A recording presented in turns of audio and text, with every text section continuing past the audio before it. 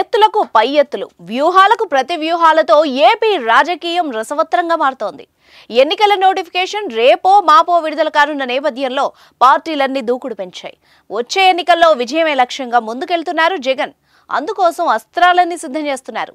మీరు కొత్తగా business start చేయాలనుకుంటున్నారా? మార్చి 16-17 హైటెక్స్ లో franchise India biggest pro expo. ఎన్నికల్లో విజయం సాధించడమే కాదు, టీడీపీ జనసేన పార్టీ అధినాయకుల్ని అసెంబ్లీ గేటు కూడా తాకనివ్వకూడదనేది జగన్ టార్గెట్. అందుకోసం పక్కా ప్లాన్ వేస్తున్నారు. వైనాట్ కుప్పం అంటూ చంద్రబాబు అడ్డాలో గెలుపు కోసం ఫోకస్ చేశారు. మరోవైపు జనసేనాని పవన్ కళ్యాణ్ ను ఓడించేందుకు కొత్త స్కెచ్ వేశారు.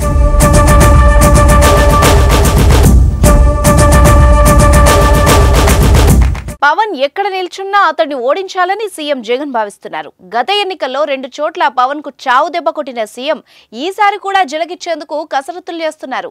పవన్ ఈసారి పిఠాపురం నుంచి పోటీ చేస్తారన్న వార్తలు రావడంతో అక్కడ పోటీ చేసేందుకు ఓ పవర్ఫుల్ లీడర్ ని బరిలోకి దించేందుకు ఆలోచన చేస్తున్నారు. ఇటీవల ఓ ఉత్తరం రాసి పవన్ కు సలహాలు సూచనలు ఇస్తూ చురకలు అంటించిన కాపు ఉద్యమ నేత ముద్రగడ పద్మనాభాన్ని పిఠాపురం నుంచి వైసీపీ యోచిస్తున్నట్టు తెలుస్తోంది. ముద్రగడను పార్టీలో చేర్చుకుని బరిలో దించాలని చూస్తున్నారు. ముద్రగడ లేదా అతని కుమారుణ్ణి పవన్ పై పోటీలో నిలబెట్టేందుకు వైసీపీలో ముమ్మర చర్చలు జరుగుతున్నట్టు వార్తలు వస్తున్నాయి.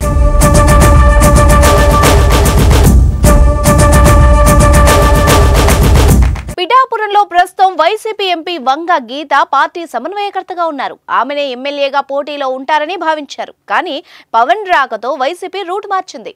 పవన్ పోటీకి దిగితే వైసీపీ నుంచి ఎవరు సరైన అభ్యర్థి అవుతారన్న అంశంపైన ఆరా తీస్తోంది. గీత పర్ఫార్మెన్స్ బాగానే ఉన్నప్పటికీ పవన్ పై పోటీ చేసే వాళ్లు అగ్రెసివ్ గా ఉండాలని లెక్కలు వేస్తోంది. ఈ క్రమంలో నియోజకవర్గంలో గట్టి పట్టు ఉన్న నేతగా పేరున్న మాజీ ఎమ్మెల్యేను కూడా వైసీపీ సంప్రదించినట్టు సమాచారం. తాజాగా వంగ గీత సీఎంఓ నుంచి పిలుపు రావడంతో తాజాగా ముఖ్యమంత్రి కార్యాలయ అధికారులు కలిసి చర్చించారు. ఆమెతో ముద్రగడ ఎంట్రీ పైనే మాట్లాడినట్టు గుసగుసలు వినిపిస్తున్నాయి.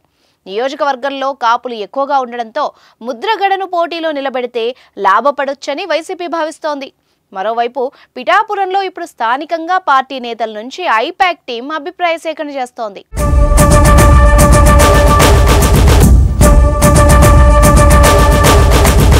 మొన్నటి వరకు ముద్రగడ జనసేనలోకి వెళ్తారని అంతా అనుకున్నారు. పార్టీలో చేరేందుకు ఏర్పాట్లు కూడా జరిగాయి. ముద్రగడను కలుస్తానని పవన్ 2 సార్లు మాటిచ్చారు. కానీ అవేం జరగలేదు. ఈ పరిణామాలపై ముద్రగడ పవన్ కో లేఖ రాసి సూటిగా ప్రశ్నించారు. దీంతో ఆయన జనసేనలోకి వెళ్లరని దాదాపుగా ఖాయమైపోయింది. ఈ క్రమంలోనే రంగంలోకి దిగిన వైసీపీ కొత్త రాజకీయానికి తెరలేపింది. ముద్రగడను సంప్రదించి పిఠాపురంలో పవన్ పై పోటీ చేయించేలా చర్చలు జరుపుతోంది. దీంతో రాష్ట్ర రాజకీయంతో పాటు పిఠాపురం రాజకీయం ఆసక్తి రేపుతోంది. మరి పవన్ పై పోటీ చేసే నాయకుడెవరో కొన్ని రోజుల్లోనే తేలనుంది.